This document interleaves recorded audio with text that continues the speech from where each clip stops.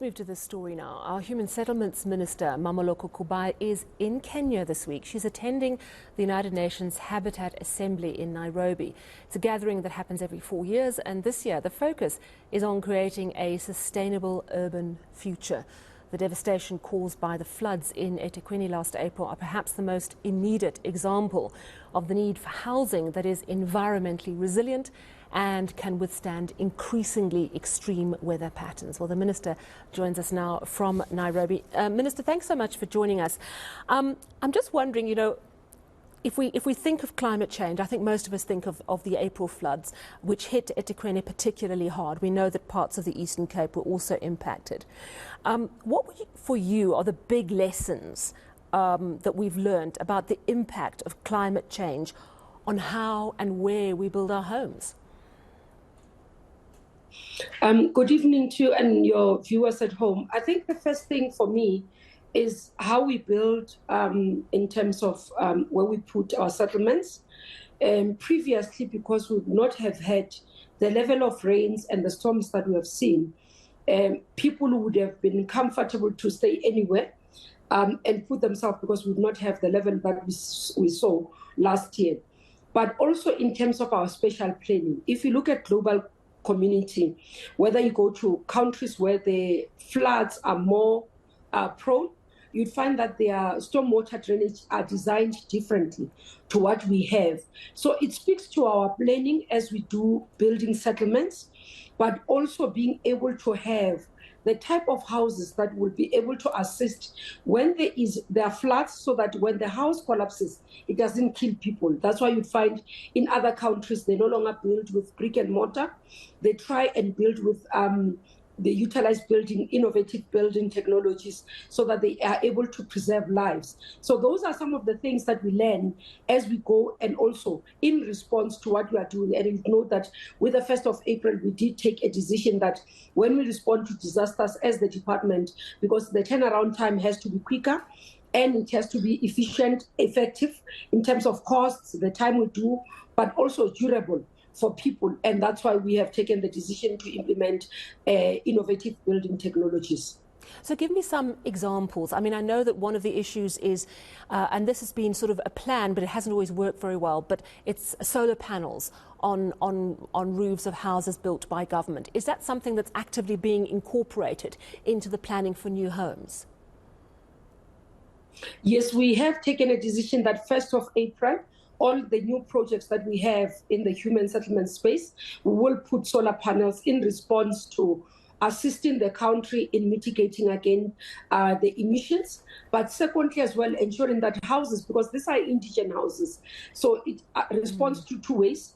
Sustainability of municipalities, because if they are to take from the grid and from the municipality, it means municipalities must subsidize those households. So when you put solar panels free of charge, therefore they generate energy from sun, and they do not have to be a burden to the municipality. And that's why we put those, but we're contributing to that. So all our projects from the 1st of April, they will have solar panels. In rural communities, we are putting what we call the harvesting mechanisms in terms of water tanks or jojos, so that they can harvest rain water and be able to have access to water, because some of them are not able to respond to this, to get pipes into their homes. There are two things. If you look in deep rural areas, for example, if you are to respond with solar panels, because putting an infrastructure to connect to the grid, it's quite costly, because some of them are vast, and therefore some of the communities have been left off without having access to energy. So part of our engagement with the Department of Mineral Resources and Energy is to provide off-the-grid solutions, but from our own quantum, we've made provisions for that. So there will be what we call small grids or microgrids that we create in communities to be able to get access to energy in those communities. Yeah, I mean, that sounds like a really practical solution, and it's absolutely the forward thinking that we need. At the same time, we know that you're kind of fighting a losing battle with the housing backlog. Not only has your department over the years had to deal with, corrupt building practices, inferior building practices, and money being taken. The reality is that it's so difficult to catch up with the needs of South Africa's population for housing. What is the plan to deal with the many informal settlements that we see? I mean, is it just something that inevitably is never really going to get fixed? Look, the first thing that I've experienced, let's start with the issue of quality of houses. And that's why we've got the Consumer Protection Bill before the NCOP. It has passed the National Assembly. It's before the NCOP now. That will be what protects communities against builders who do not ensure that the building that they build and we hand over to communities are actually in good quality. So there will be penalties. We believe that will encourage builders and contractors to deliver quality services. But secondly, one of the things that as I do in business across the country, I've experienced is that there's quite a lot of misunderstanding who qualifies in terms of our housing backlog or in terms of housing need. Majority of the people that we are finding, almost around 70%, in other informal settlements, you find almost 90% of the people in that informal settlements do not actually qualify for free BNGs or RDPs. These are people who will fall in the categories of social housing in terms of rentals. Somebody who comes, for example, to Johannesburg, coming from Limpopo, coming from Eastern Cape, saying, I'm here to work, I've got a house at home. All I need is a place to stay so that I can go to work, access economic opportunities. Others, and because they have a home at home. Others is because they have an income, they don't qualify for free housing.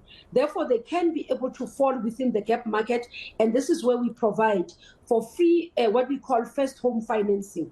Now, part of what we do is advocacy now to try and ensure people who are staying in informal settlements understand what are the categories where they fall and what is it that they can be able to benefit. Because we are seeing quite a low margin of people who qualify for free housing. Yeah, it's a good point. And also then, of course, the waters are muddied by criminals who tell people, oh, I can get you your RDP house and you just need to do this and that. So, I mean, that's an age-old problem. I think, you know, at the same time of dealing with people who deserve to get houses, who don't currently have houses, we are very worryingly seeing an erosion of current services. Homes that perhaps 10 years ago had access to water and electricity, now some of them, you can't drink the tap water. Obviously, I'm thinking of what's happened in Hammanskraal as a case in point. I'm just wondering how we're going to do this. Obviously, this is an issue for water and sanitation specifically, but how are we going to afford as a country to fix the infrastructure that is failing our communities, water and electricity as two examples, and continue building new homes? I mean, how are we going to afford it? Are we going to have to go into an enormous amount of public-private partnerships? Are we going to have to get help from other countries? What's the plan around the funding? Yeah, the first issue is that we've got to acknowledge that in our planning as municipalities, especially with municipalities, because as a department we give municipalities our USDG grant, which is Urban Development Grant for new installation. But what has been the gap is that we currently do not look at municipalities whether they are planning in terms of upgrading of the infrastructure and refurbishment of old infrastructure. So it's part of the problem that we have currently. Your sewers that are running on the streets because the bulk that you have was not meant for the number of people. And this is what I've been having conversations with mayors to say, if you're going to encourage backyard dwelling, you've got to be able to expand your bulk infrastructure. Similarly, if you have infrastructure that are wastewater treatment plants that have been put over years, there is a need for you to put in your budget maintenance of the infrastructure that you have. So part of the conversation that we're having even in cabinet is to say, how do we monitor the maintenance so that there isn't a backlog that we have in terms of what we need to deal with. But again, I want to acknowledge that there is gaps in terms of intergovernmental relations. You'd have seen the president's statement today in his newsletter talking about the PCC work. We had a PCC last week. We presented as well as human settlement. We are trying to showcase where the gaps are between national, provincial and local government, especially where a department like ours, which has concurrent functions, to say how do we close the gap and ensure that we can work in the model of a district development model so that we can respond to the challenges of communities. Yeah, that Presidential Climate Commission, important information, important work that has to be incorporated into all our future planning. Otherwise, our homes and our infrastructure is just not going to be fit for purpose. Thank you so much for chatting to us. That, of course, is Human Settlements Minister Mmaloko Kubayi speaking to us from Nairobi this evening. Now,